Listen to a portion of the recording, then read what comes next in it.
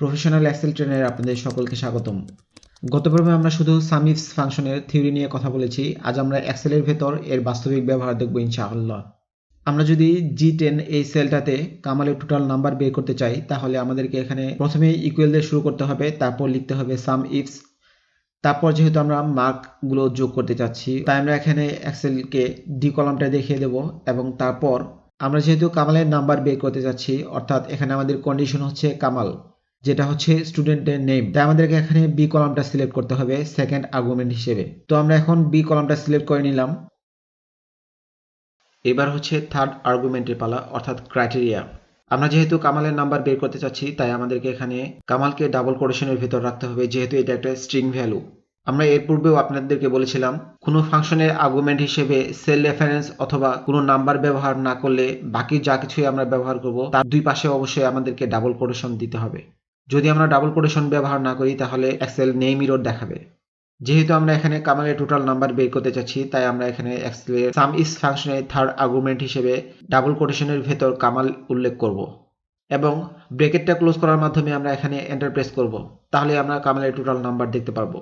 আমরা যেহেতু কামালের টোটাল নাম্বার বের করে ফেলেছি, এবার এর নিচের সেলটাতে যদি আমরা জামালের নাম্বার বের করতে চাই, তাহলে আমাদেরকে নিচের সেলেও এই সেলটার মতোই ফর্মুলা অ্যাপ্লাই করার মাধ্যমে থার্ড আর্গুমেন্ট হিসেবে ডাবল কোটেশনের ভিতর জামাল দিতে হবে, কারণ আমরা এখানে জামালের নাম্বার বের করতে চাচ্ছি।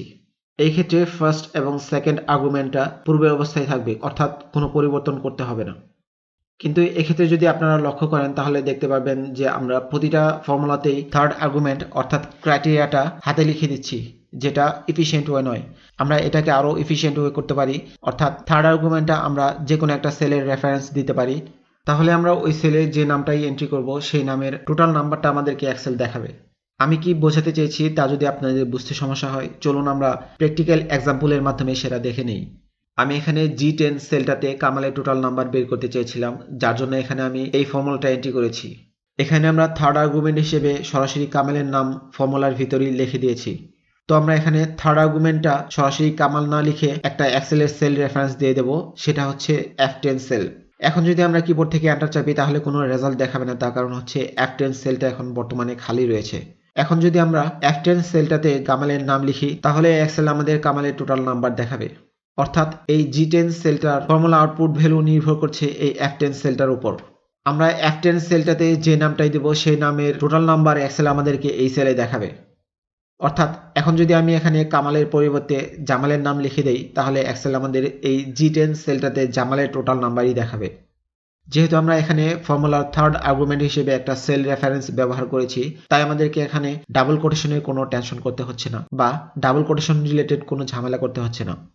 এবার যদি আমরা G10 সেলটার ফর্মুলাকে এই অটোফিল হ্যান্ডেল দ্বারা নিচের দিকে ফিল করি এবং F কলামে পর্যায়ক্রমে স্টুডেন্টদের নাম দেই, তাহলে F কলামের নামের উপর ভিত্তি করে এক্সেল আমাদেরকে এখানে তাদের টোটাল নাম্বার দেখাবে। আজ এই পর্যন্তই, দেখা হবে পরে কোনো ভিডিওতে। নতুন ভিডিও সম্পর্কে আপডেট পেতে আমাদের ফেসবুক পেজটি ফলো করতে পারেন, সেই সাথে আমাদের ইউটিউব চ্যানেলটা সাবস্ক্রাইব করার আমন্ত্রণ রইল।